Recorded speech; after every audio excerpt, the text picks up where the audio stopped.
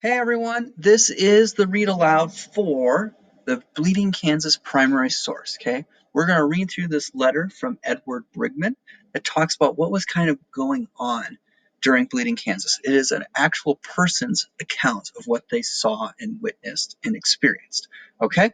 Now this is going to be a little longer because this is a little longer source. I'll stop, explain vocabulary, and read through the questions as we go along, okay?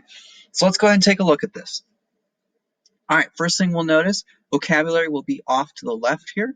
Ms. Cruzen was kind enough to go through and highlight things so that way you guys can see exactly where the definition is. And then also over on the left, or excuse me, on the right are our questions as we read. Okay, let's go ahead and start at the top. This is a letter from Edward Brigman, and it's coming from Kansas in on May 25, 1856. So this is 2 years after the Kansas-Nebraska Act. All right. Starting right here. Dear Cousin Sydney, I write now to let you know my present situation and a little bit about the affairs in Kansas. Basically, he's telling them this is what's going on. In some small towns, the men are called up nearly every night to hold themselves in readiness to meet the worst, as scouting parties of Alabamians, Georgians, and Missourians are continually plundering clothes yards, horses, and cattle, and everything they can lay a hold. All right, let's pause right there. Okay, so first thing he's saying is all these groups from places in the South, Alabama, Georgia, Missouri, okay, they're coming, they're plundering clothes, horses, cattle, everything they can get a lay a hold of. What is plundering? Okay, well, that's to steal or take without permission. Okay, basically, these people from the South are coming to these small towns that are probably anti-slavery towns and stealing from them anything they can get. Okay? All right, we're going to pick back up right here. A few miles from Lawrence, a man was plowing. A party of Southerners came along and, being hungry, killed his best ox, ate what they wanted, took away some, and left the rest. Okay, so once again, he's talking about these slavery groups. They came and they just killed this guy's ox because they were hungry. So essentially, they stole it. Okay? All right, sorry, continuing. Such occurrences are almost daily taking place. Last Thursday, news came from Lawrence that she was in the hands of the ruffians. Remember, those are those people that are coming across the border from the south. Okay? And that they had demolished the Free State Hotel, burned Robinson's house, and destroyed the 2 printing presses. So they're coming in, these ruffians, okay? These people from the South, they're coming in, they demolished the Free State Hotel. So this is probably a hotel tied to the anti-slavery group. Okay, they burned Robinson's house, who's probably a friend, and they destroyed 2 printing presses. They're doing a lot of damage. They're coming in and destroying things, and things like this are happening almost daily. All right, real quick, Free State Hotel is highlighted, so let's go ahead over here and see what it's defined as. Okay, it was intended to be a temporary quarters for those settlers who came here from Boston and other areas while their homes were being built. It was named the Free State Hotel to make clear the intention of those early settlers that Kansas should enter the Union as a free state. Okay, so it is tied to those anti-slavery groups, and it was a place for people that wanted to move out to Kansas to stay while they were waiting for their homes to be built so that they could move in. All right? Okay, let's continue on. Knowing now that things have been destroyed. Almost immediately, a company of 30 was raised. So in response to things being destroyed, a group of 30 people was prepared to go and fight back.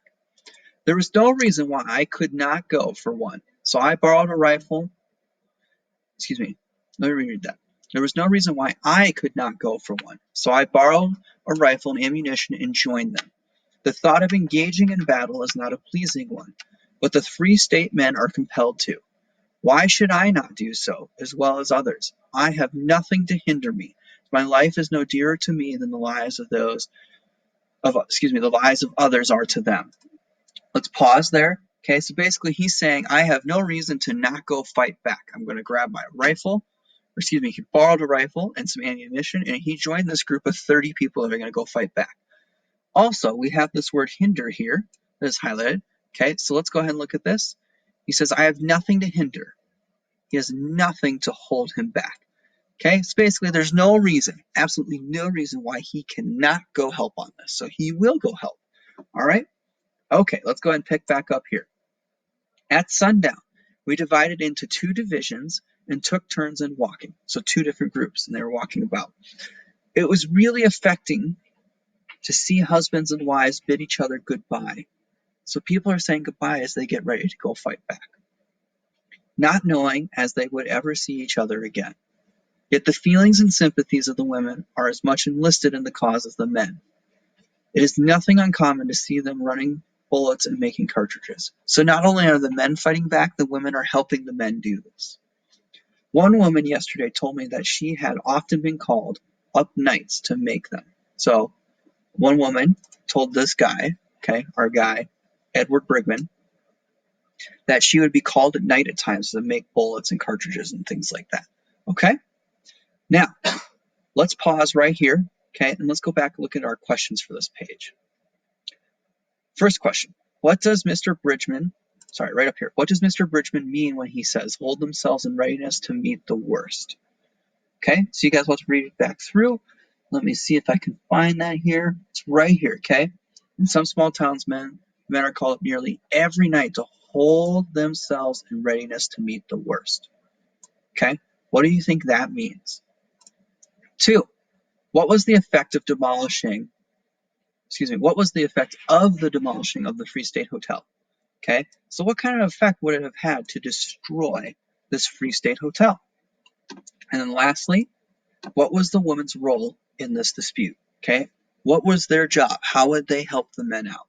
Okay, all right, we're going to go ahead and continue on to the next page. So this is a different day. This is Tuesday the 27th, so 2 days later. Since I wrote the above, the Osawatomie Company has returned to the O. So if we look back, Osawatomie is a city in Kansas. So O, they returned back to that city.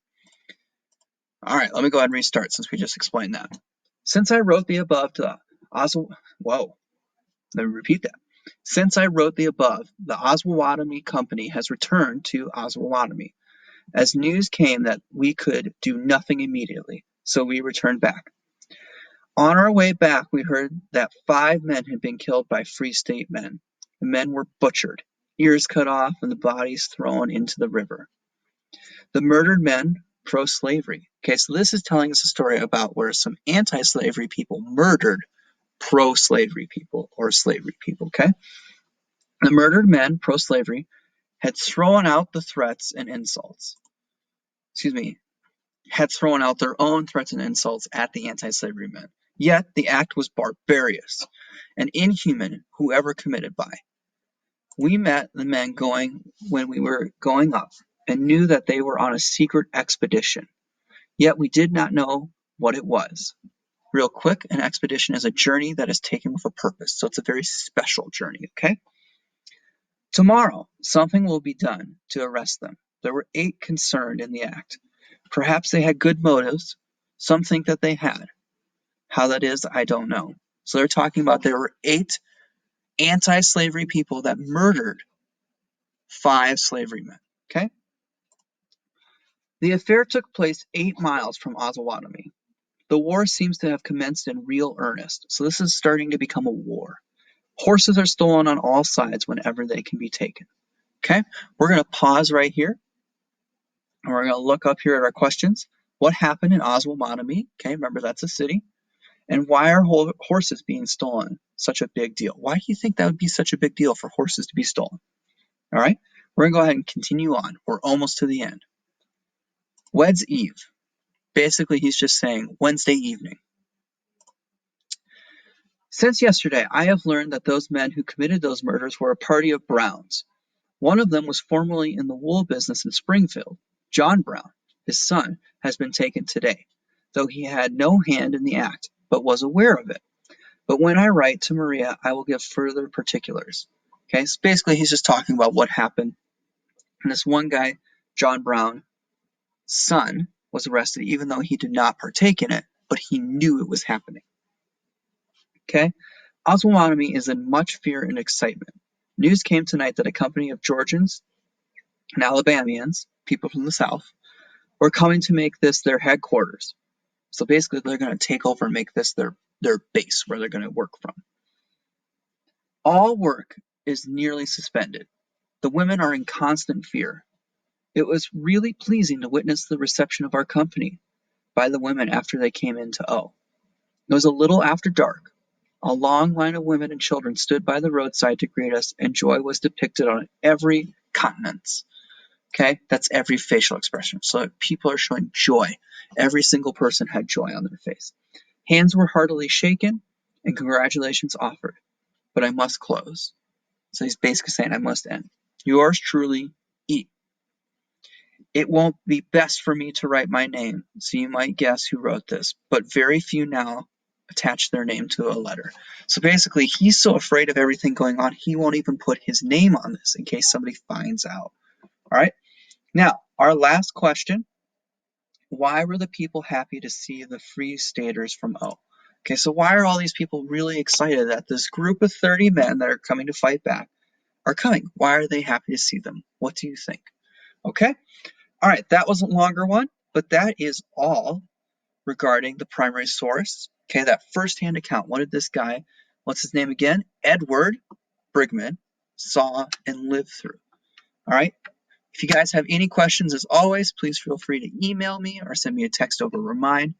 But for today, that is all. I hope you guys have a great rest of your day. Thank you for listening.